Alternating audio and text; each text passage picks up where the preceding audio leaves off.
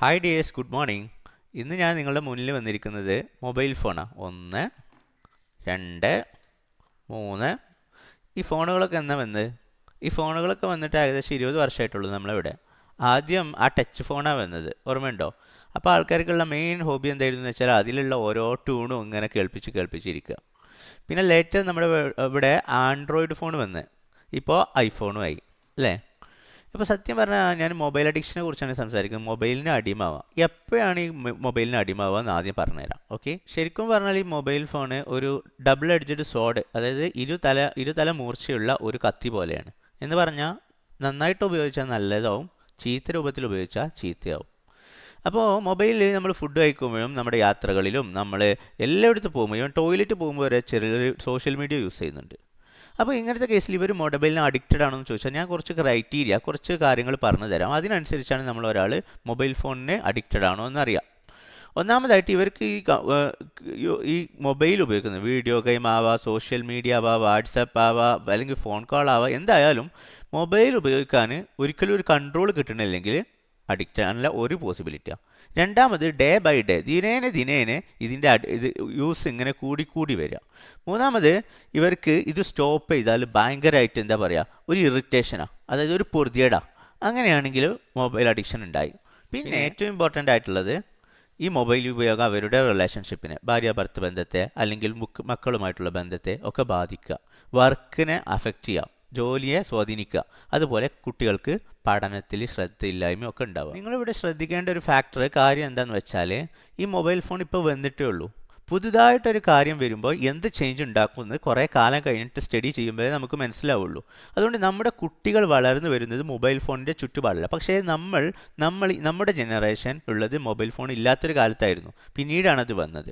അപ്പോൾ ഇതെങ്ങനെ കുട്ടികളിൽ എങ്ങനെ ബാധിക്കുന്നു എന്നെങ്ങനെ നമ്മൾ കൃത്യമായിട്ട് പഠിച്ചിരിക്കേണ്ടതാണ്. കുട്ടികൾക്ക് നമ്മൾ ഫുഡ് കഴിക്കുമ്പോഴും അടങ്ങിയിരിക്കാനും അല്ലെങ്കിൽ വെറുതെയൊക്കെ ഈ മൊബൈൽ കൊടുത്തു കഴിഞ്ഞാൽ ഇത് സീരിയസ് ആയിട്ടുള്ള പ്രോബ്ലംസ് ഉണ്ടാവും. അപ്പോൾ ചില പാരൻസ് ചിന്തിക്കും ഈ മൊബൈൽ ഫോണേ വേണ്ട, അവരെടുത്ത് പിടിച്ച് എടുത്തു വെക്കണം എന്ന്. അതിനേക്കാൾ ദോഷം ചെയ്യും. എനിക്കറിയാം ഒരു പെൺകുട്ടി 8ാം ക്ലാസ്സിൽ പഠിക്കുന്നത് TV കാണുന്നത് വിലക്കിയത് കാരണം ആത്മഹത്യ ചെയ്തു.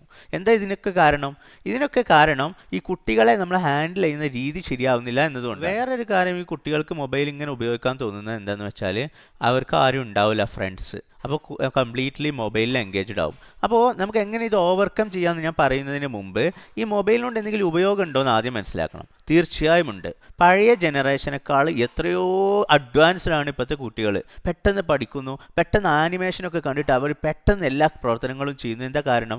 മൊബൈലിൻ്റെ ഈ ആനിമേഷനും കൂടുതലായിട്ടുള്ള ഈ കമ്മ്യൂണിക്കേഷൻ എഫക്റ്റീവ് ആയത് കാരണം അവരുടെ ബുദ്ധി പണ്ടത്തേനേക്കാൾ വേറൊരു രൂപത്തിൽ വികസിച്ചു വന്നിട്ടുണ്ട്.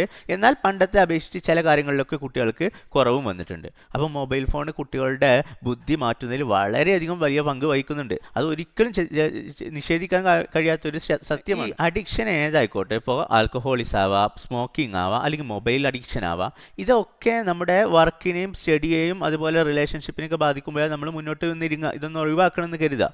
അങ്ങനെ ഒഴിവാക്കണമെന്ന് കരുതുന്ന ആൾക്കാർ ആദ്യമായിട്ട് ചിന്തിക്കുന്നത്, ഇനി മുതിർന്നവരും കുട്ടികൾ ആരായാലും ഞാൻ പറയുന്നത്, നമുക്ക് ഇഷ്ടമുള്ള പ്രവൃത്തികളിലേക്ക് നമ്മുടെ ശ്രദ്ധ കൺവേർട്ട് ചെയ്യുക എന്നുള്ളതാണ്. അതായത് നമ്മൾ ഒറ്റയ്ക്ക് ഇരിക്കാതെ നമുക്കൊരു ഫ്രണ്ട്സ് ഉണ്ടെങ്കിൽ ഫ്രണ്ട്സുമായി സംസാരിക്കുക, ഇല്ലെങ്കിൽ നമുക്ക് ഇഷ്ടമുള്ള കുറേ ഹോബീസ്, മീൻ വളർത്തലോ ചെടി നടലോ അതുപോലെ ഇൻട്രസ്റ്റിംഗ് ആയിട്ടുള്ള കാര്യങ്ങൾ ചെയ്ത് ഇപ്പോൾ യാത്ര ചെയ്യുക, നാച്ചുറൽ ആസ്വദിക്കുക, ഇതൊക്കെ ആകുമ്പോൾ നല്ല കാര്യങ്ങളാണ്. ഇതാണ് ശരിക്കും നമുക്ക് പ്ലഷറബിൾ, സന്തോഷം ഉണ്ടാക്കുന്ന ആക്ടിവിറ്റീസ്.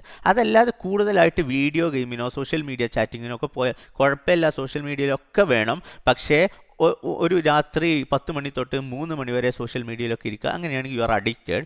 ആൻഡ് അപ്പോൾ നമ്മൾ എന്താ ചെയ്യേണ്ടതെന്ന് വെച്ചാൽ ഇത് കൺവേർട്ട് ചെയ്യുക. അതായത് നമുക്ക് ഇഷ്ടമുള്ള സാധാരണ നാച്ചർ എൻജോയ് ചെയ്യുക, അല്ലെങ്കിൽ ഒരു യാത്രക്ക് പോവുക, അങ്ങനെയൊക്കെ ചെയ്തിട്ട് നിങ്ങളുടെ ബ്രെയിനിനെ നിങ്ങൾ നോർമലാക്കി വെക്കണം. മൊബൈൽ ഇങ്ങനെ ഉപയോഗിക്കുമ്പോൾ ചില ആൾക്കാർക്ക് സ്ട്രെസ്സ് വരുമ്പോൾ, ആകെ കൂടി ചിന്തകൾ വരുമ്പോഴാണ് അതിനൊന്ന് ഡീവിയേറ്റ് ചെയ്യാൻ വേണ്ടിയിട്ടാണ് ഈ മൊബൈൽ ഉപയോഗിക്കുക.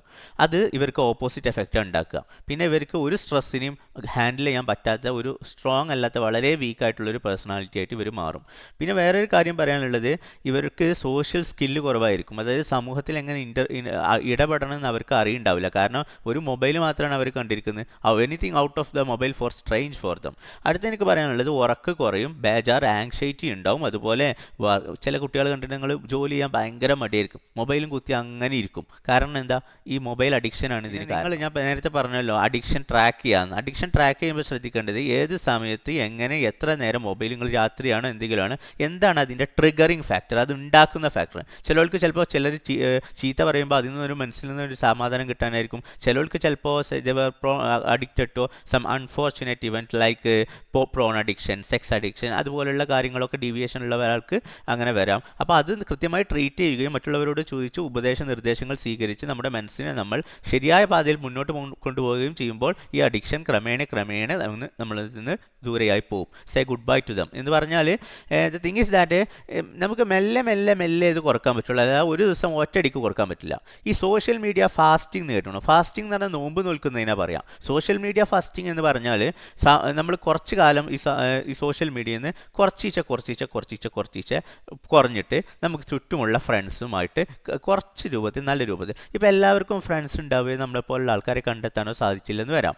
അപ്പോൾ അവരെന്ത് ചെയ്യുകയെന്ന് വെച്ചാൽ, നമ്മൾ സർഫസിൽ, അതായത് ബന്ധങ്ങൾ ആഴത്തിലുണ്ടാവും, കുറഞ്ഞ സർഫസിലുണ്ടാവും. അതായത് കടലിൻ്റെ ഓളങ്ങളെപ്പോലെ സർഫസ്, ആ ചെറിയ ബന്ധങ്ങൾ കൂടി വളരെ ഇമ്പോർട്ടൻസോട് കൂടി മുറുകെ പിടിക്കണം എന്നാണ് എനിക്ക് പറയാനുള്ളത്. അല്ലാതെ അത് ജസ്റ്റ് അവോയ്ഡ് ചെയ്ത് കഴിഞ്ഞാൽ നമുക്കൊന്നുമില്ലാതെ നമ്മളെ ജീവിതം ഏറ്റവും ബോറായിട്ട്. എനിക്ക് ആഡ് ചെയ്യാനുള്ളത്, ചില പാരൻസ് അവരിഷ്ടംപോലെ മൊബൈൽ ഉപയോഗിക്കും, കുട്ടികൾക്ക് കൊടുക്കില്ല. കുട്ടികളെ അവർക്ക് വിശ്വാസമല്ല. എന്താ സംഗതി എന്ന് വെച്ചാൽ, കുട്ടികൾ വിശ്വാസമില്ലായിരിക്കില്ല, കുട്ടികൾക്ക് ശരിയായ ഗൈഡൻസ് കൊടുത്തിട്ട് ആ കുട്ടിക്ക് മറ്റുള്ളവരെ കൂടി ഇൻസ്പയർ ചെയ്യാൻ പറ്റുന്ന രൂപത്തിൽ അവരെ മാറ്റിയെടുക്കുക എന്നുള്ളതാണ് ഇപ്പോൾ ഒരു പാരൻസ് ചെയ്യേണ്ടത്. മാറ്റിയെടുക്കുക എന്നല്ല, മാറ്റിയെടുക്കാവുന്ന നിർദ്ദേശങ്ങൾ നൽകുക എന്നതാണ് ഒരു പാരൻസ് ഒരിക്കലും ചെയ്യാൻ കഴിയുന്നത്. ചിലർ പറയും നോട്ടിഫിക്കേഷനൊക്കെ മ്യൂട്ട് ചെയ്ത് വെക്കണം. അങ്ങനെയൊന്നുമില്ല. അതിപ്പോൾ എക്സ്റ്റെൻറ്റ് ഓഫ് സോഷ്യൽ കണക്ഷനുമായിട്ട് ബന്ധപ്പെട്ടിരിക്കുന്നു, സാമൂഹികമായിട്ടുള്ള ബന്ധത്തിനനുസരിച്ചിരിക്കുന്നു. ആരെങ്കിലും ചിലപ്പോൾ നമുക്ക് ഇൻട്രസ്റ്റിംഗ് ആയിട്ടുള്ളൊരു നോട്ടിഫിക്കേഷനാണ് വരുന്നതെങ്കിലോ ആവശ്യത്തിന് നോട്ടിഫിക്കേഷൻ നോക്കാനും നോക്കാതിരിക്കാനും കുട്ടികളെ ട്രെയിൻ ചെയ്തെടുക്കും. ഞാൻ ചോദിക്കട്ടെ, എങ്ങനെയാണ് ഇപ്പോൾ ഈ അഡിക്ഷൻ ഉണ്ടാവുന്നത്? ഈ അഡിക്ഷൻ എന്ന് പറഞ്ഞാൽ, എന്തുകൊണ്ട് ഇപ്പോൾ ഈ വീഡിയോ ഗെയിമൊക്കെ കളിക്കണത്? എന്തുകൊണ്ട് ആൾക്കാർ സ്മോക്ക് ചെയ്യണത്? എന്തുകൊണ്ട് ആൾക്കാർ ആൽക്കഹോൾ എടുക്കുന്നത്? അതിനൊക്കെ ഒരു കാരണമുണ്ട്. എന്താണെന്ന് വെച്ചാൽ, നമ്മുടെ ബ്രെയിനിലൊരു കെമിക്കൽ ഉണ്ട്, ഡോപ്പാമിൻ എന്നാണ് അതിൻ്റെ പേര്, ഡോപ്പാമിൻ. ഈ ഡോപ്പാമിൻ ഒരു ബേസ് ലൈൻ ഉണ്ട്. ഇതിൽ മുകളിൽ ഒറ്റയടിക്ക് പീക്ക് ഉണ്ടായാൽ ഹൈലി എക്സൈറ്റ്മെൻ്റ് ആയിരിക്കും. അതായത് ഈ സാധാരണ ലെവലിനേക്കാൾ പെട്ടെന്ന് കൂടി കഴിഞ്ഞാൽ നമുക്ക് ഭയങ്കര പ്ലഷറും ഭയങ്കര എക്സൈറ്റ്മെൻറ്റും ഭയങ്കര രസവും ഒക്കെ ആയിരിക്കും. നമ്മൾ സ്വപ്ന ലോകത്തെ രാജകുമാരനെ പോലെ നടക്കും. അപ്പോൾ ഈ ഡോപ്പാമിൻ പീക്ക് ചെയ്യാൻ ചിലർ MDM, കൊക്കൈന് അതുപോലുള്ള ഡ്രഗ്സ് യൂസ് ചെയ്യും, മിസ്യൂസ് ചെയ്യും. അല്ലെങ്കിൽ ആൽക്കഹോളിസോ സ്മോക്കിങ്ങോ ഒക്കെ പീക്ക് കിട്ടും. ഈവൻ വീഡിയോ ഗെയിമും അതുപോലെ മൊബൈൽ യൂസ് ചെയ്യുന്നതൊക്കെ ഈ പീക്ക് കിട്ടാൻ കാരണമാവും. ഈ പീക്ക് കിട്ടിക്കഴിഞ്ഞാൽ ഇവർക്ക് എന്ത് സംഭവിക്കുമെന്ന് വെച്ചാൽ, നമുക്ക് നല്ല രസമായിട്ട് ആദ്യം തോന്നും, പക്ഷേ പിന്നെ എന്താ, ഞാൻ പറഞ്ഞില്ല, ഒരു ബേസ് ലൈനിൻ്റെ മുകളിലാണ് പീക്ക്. അതുകൊണ്ട് ഈ പീക്ക് കിട്ടിക്കഴിഞ്ഞപ്പോൾ നമ്മൾ ഒരു ഉദാഹരണത്തിന് നമ്മൾ കുറേ ഓടി, അപ്പോൾ നല്ല എനർജി ആയിരിക്കും ഓടാം. ഓട്ടം കഴിഞ്ഞാലോ സാധാരണ നടക്കാനുള്ള എനർജി പോലും ഉണ്ടാവില്ല. ശരിയല്ലേ? അതേപോലെ പീക്കിൻ്റെ മേലെ ഡോപ്പാമിൻ കൂടിയാൽ പിന്നെ എന്താ ഉണ്ടാവുക വെച്ചാൽ, പീക്കിൽ പിന്നെ ബേസ് ലൈനിലല്ല നിൽക്കുക, ബേസ് ലൈനിൻ്റെ താഴത്തേക്ക് നമ്മുടെ ബ്രെയിനിലെ ഡോപ്പാമിൻ്റെ ലെവൽ പോവും. എന്ന് പറഞ്ഞാൽ ആദ്യം ഒരു രസമായിരിക്കും, പിന്നെ അതിൻ്റെ ആഫ്റ്റർ എഫക്റ്റ് എന്താണെന്ന് ചോദിച്ചാൽ ഡോപ്പാമിൻ ഏറ്റവും കുറഞ്ഞൊരു നിലവാരത്തിലേക്ക് എത്തും. അപ്പോൾ എന്താ സംഭവിക്കുക എന്ന് വെച്ചാൽ, ഇവർ ഇതിന് അഡിക്റ്റ് ആവും. ഇവർ ചിന്തിക്കുക എന്താ വെച്ചാൽ, എത്ര നല്ല എക്സൈറ്റ്മെൻറ്റ് ഉണ്ടാകണമെങ്കിൽ ഇത് യൂസ് ചെയ്യാമല്ലോ, ഈവൻ വീഡിയോ ഗെയിമൊക്കെ മൊബൈലൊക്കെ. അപ്പോൾ അങ്ങനെ യൂസ് ചെയ്ത് ഇവരുടെ ഡോപ്പാമിൻ കൂടുന്നതിന് പകരം സാവധാനം കുറഞ്ഞ് വരിക ചെയ്യുക. അങ്ങനെ ഇവർക്ക് നമ്മുടെ സാധാരണ പ്ലഷറബിൾ ആക്ടിവിറ്റീസിലേക്ക് നാച്ചർ, പ്രകൃതി, അതേപോലെ കടൽ, അതുപോലെ എല്ലാ കാര്യങ്ങളും, സ്വിമ്മിങ്, അതുപോലുള്ള കാര്യങ്ങളൊക്കെ ഇവർക്ക് എന്ത് ചെയ്യുക, അന്യമായി തീരും. അതിന് കാരണം എന്താ, they were misusing their body. Understood? അവർക്ക് സ്കൂളിൽ താല്പര്യം ഉണ്ടാവില്ല, ബോഡിയുടെ ഫിറ്റ്നസ്സിൽ താല്പര്യം ഉണ്ടാവില്ല, റിലേഷൻഷിപ്പിനായിട്ടും അവർക്ക് ശരിക്കും റിലേഷൻഷിപ്പ് ഉണ്ടാക്കാനോ റിലേഷൻഷിപ്പിലോ താല്പര്യം ഉണ്ടാവില്ല, അതേപോലെ ജോലിയിൽ താല്പര്യം ഉണ്ടാവില്ല. ഇതിനൊക്കെ കാരണം എന്താണെന്ന് വെച്ചാൽ, ഇവർ മിസ്യൂസിങ്, അവരെന്ത് ചെയ്യാണ്, ഒരു ഉപയോഗപ്പെടുത്തേണ്ട സാധനത്തെ ദുരുപയോഗം ചെയ്യുകയാണ്. അപ്പോൾ ഡോപ്പാമിൻ ഇങ്ങനെ കുടുങ്ങിക്കഴിഞ്ഞാൽ അവരെന്താ ചെയ്യേണ്ടത് ഞാൻ പറഞ്ഞുതരാം. ചില ആൾക്കാരുണ്ടാവും ജങ്ക് ഫുഡ്സും ഫാസ്റ്റ് ഫുഡും വളരെയധികം ഉപയോഗിക്കുന്നത്. ഇതിലും കുറച്ച് ഡോപ്പാമിൻ്റെ എഫക്റ്റ് ഉണ്ട്, ഡോപ്പാമിൻ കൂടും. അപ്പോൾ നമ്മൾ അത് വളരെ കൃത്യമായിട്ട് നമ്മൾ മനസ്സിലാക്കി വീട്ടിലുള്ള നല്ല ഫുഡ്സ് കഴിക്കണം. അതല്ലാതെ വേറൊരു മാർഗ്ഗവും ഇല്ല ഈ അഡിക്ഷനിൽ നിന്ന് രക്ഷപ്പെടാൻ. മോട്ടിവേഷൻ ഇല്ലാതാകുന്ന ഒരു പ്രവർത്തനമാണ് നമ്മൾ ഈ ഡ്രഗ് ഉപയോഗിച്ചാലും അതുപോലെ മറ്റു കാര്യങ്ങളിൽ ഏർപ്പെട്ടാലും ഒക്കെ ഉണ്ടാവുന്നത്. ഇനി ഞാൻ പറഞ്ഞു തരാനുള്ളത്, ചിലപ്പോൾ ഞാൻ പറഞ്ഞില്ല ഡോപ്പാമിൻ ഒരു ബേസ് ലൈൻ ഉണ്ട്.